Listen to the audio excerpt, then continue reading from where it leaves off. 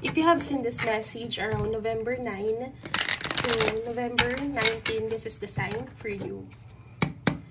What I'm seeing here is there is someone with a death card and the Six of Swords.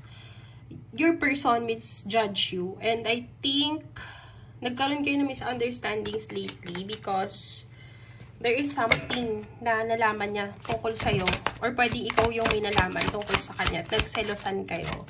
Nagselos siya, nagselos ka, and we have here the Emperor. This person wanted to impose his position or her position in your life. And dahil nga Emperor to, siguro meron siyang mga pinag-iisipan. You're dealing with someone na matalino. I can see here with your cards that you wanted to express yourself in a way na hindi siya ma-offend, but your person is so careless.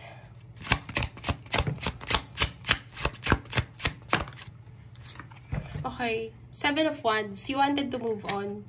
Pero, meron sa part niya na, no, hindi pa tayo tapos. Ayoko pa mag-let go. And lumalabas dito sa cards na parang hindi pa okay yung connection yung dalawa. Kasi wala pa talagang final decision. I can see with the 3 of Coins and 10 of Wands na your person even use someone else para pagselosin ka. Okay, so what I'm seeing here is meron kayong undeniable chemistry. Nakikita ko dito na iniisip ka niya lagi and madalas kang pansinin ng tao na to. Like, you didn't expect so much attention from this person to the point na even you were affected sa mga nagiging decisions niya, even sa kanyang pagsasalita or kilos niya, kitang-kita na may gusto talaga siya sa'yo. But I can see here na hindi niya masabi yon directly. So, what he's trying to do is tinitignan niya lang kung ano yung mararamdaman mo. We have the 10 of Wands. I can feel that your energy lingers on him. Like, alam mo yun, pag yung sa gabi, hindi siya makatulog, hinahanap niya yung presence mo. And there's a lot of things na gusto niyang maintindihan sa connection na to.